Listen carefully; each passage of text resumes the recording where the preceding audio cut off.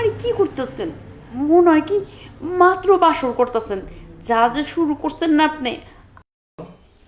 আজকে সব কাম কাজ ছাইরা তাড়াতাড়ি আইসা পড়ছি, শুধু তোমার সময় দেবো বইলা। সত্যি আপনি আমার সময় দিবেন এই জন্য আসছেন? হ, দেখেন, বিয়ের তো অনেক বছর হয়ে গেল, কিন্তু আপনি যে ভাবটা ধরেন মনে হয় কি আমাদের নতুন বিয়ে হয়েছে, এরকম করেন কেন? আরে তোমার অনেক ভালোবাসি যে, আমার কাছে তো মনে হয় প্রতিদিনই মনে হয় যে আজকে তোমার নতুন করে বিয়ে করে নিয়ে আসলাম। তাই না? আর মনে হয় নতুন নতুন বাসর করতেছেন যেভাবে করেন। আরে তোমার কাছে আইলে যে আমার কি ভালো লাগে, আর আমি যে তোমার কতটুকু ভালোবাসি এটা তুমি বুঝো। সত্যি আমি জানি আপনি আমার অনেক ভালোবাসেন, কিন্তু জানেন সময় পাই না, ঘরের কাজ আবার ওই যে বাচ্চাদের সামলাতে হয়, এই জন্যই তো আপনার সময় দিতে পারি না। এই জন্য মাঝে মাঝে আপনার রাগ হন, আমি দেখছি। আচ্ছা, চিন্তা ভাবনা করতেছি একটা কাজের মেয়ে আনো। কাজের মেয়ে? হ, ধ্যাৎ, কাজের মেয়ে লাগবে না, আমি আছি না, আর আপনি আছেন না, হাতে হাতে করে দিবেন, তাই নিয়ে হইব। দেখো, কাজের মেয়ে না আনলে তোমার তো সময় মতো তোমার কাছে পাই না। কাজের জন্য তোমার ওই কাজ করতে হয়, বাচ্চাদের সামলাইতে হয়, ঘর সামলাইতে হয়, তখন আমার এসে মনে করো নীরব বসে থাকতে হয়। ও, এই কথা। আচ্ছা, আপনি যেটা বলেন সেটাই।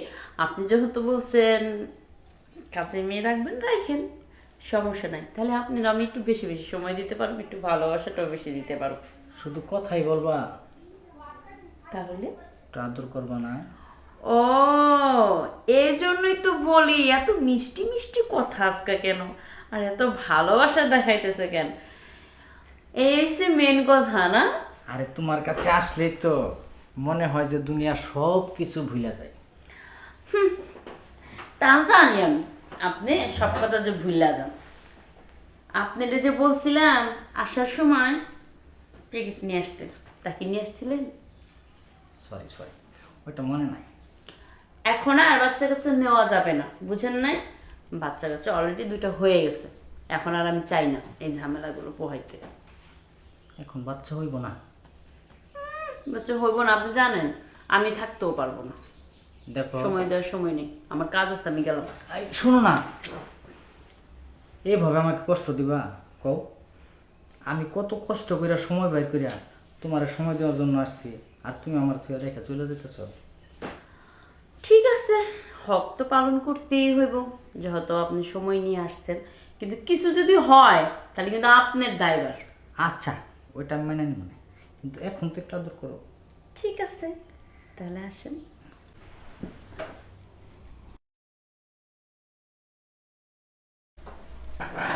কি, কেমন হইল?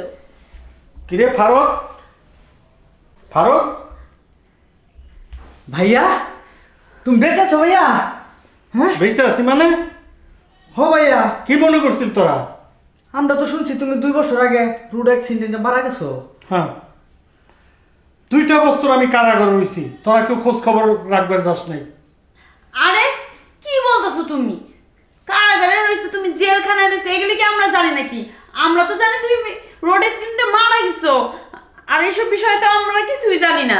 কিভাবে জানো? তুমি কি একটা খবর পাঠাইছো মানুষ দিয়া, না ফোন দিছো? কিভাবে বুঝবো আমরা কি হয়েছে? এই 2 বছরে অনেক কিছু হয়ে গেছে গা, সবকিছু এলোমেলো হয়ে গেছে, সেটা কি তুমি জানো? 2টা বছর এত মাইসির লোক যায় খোঁজ খবর নেয়, তোরা একবারও জানবার চাইলি না যে ভাই আমার কই আছে? দেখো, আমরা সব জায়গায় তোমার খোঁজ নিয়েছি, যেখানে যেখানে যাওয়া লাগে, থানায় যাওয়া লাগুক, যেখানে যাওয়া লাগুক, আমরা হাসপাতালে পর্যন্ত যাওয়া খোঁজ নিয়েছি, কোথাও তোমার খোঁজ খবর নাই। তাহলে আমরা জানবো কিভাবে তুমি কোথায় আছো? আমরা তো জানি সবাই মরেই গেছো তুমি।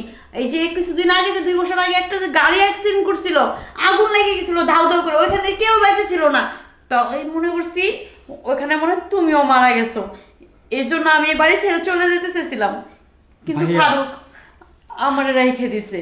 শোনো, যখন শুনছি তুমি মারা গেছো, তখন আমি কোনো রাস্তা বের পাই নাই, তখন ভাবিও চলে যেতে চাইছিল, তখন আমি একলা কি করব, আমার কে দেখবো, তখন আমি ভাবির আর যাইতে দিই নাই। পরে আমি ভাবির বিয়ে করছি, বিয়ে করে আমাদের বাড়িতে রেখা দিছি।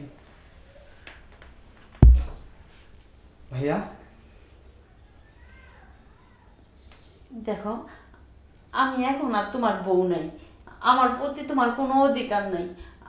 আমি এখন তোমার ছোট ভাইয়ের বউ, তার সন্তানের মা। এটা মনে রাখো। তুমি ফিরে আসছো, সমস্যা নাই। দরকার পড়লে আমরা দুজন এই বাড়ি থেকে চলে যাব, তুমি থাইকো এই বাড়িতে। না, তোরা যাবি না, তোরা যাবি না। ভাই যেটা করছে এটা সত্যি। দেখো, যা হওয়ার তো হয়ে গেছে, কিন্তু তোমার সাথে তো আর আমার থাকা সম্ভব না। আমি এখন তোমার ছোট ভাইয়ের বউ। শুন, এবারে তো আর আমার কোনো অধিকার নেই। আমি এখান থেকে কি করব? এসব তুমি কি বলতেছো ভাইয়া? না, হ্যাঁ, তুমি বাচ্চা আছো, আমাদের কাছে ফিরাইছো, এতে অনেক। আমার মাথার উপর একটা ছাদ আমার আছে। মনে কর, না আছে পরিবার, না আছে ছেলে সন্তান, আমার বলতে তো কিছু রইল না। হ্যাঁ, আমার ভাগ্যে যেখানে আছে আমি চলে যাব, তোকে সংসার তোরা কর।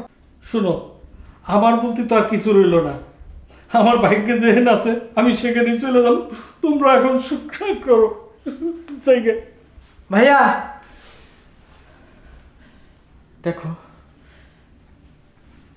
যা হওয়ার হয়ে গেছে। দেখো, তোমার সাথে তো আমার বিয়ে হয়ে গেছে, আর তোমার সন্তানের মা আমি। এখন তোমার সাথে আমার থাকতে হবো, তুমিও আমার সাথে থাকবা।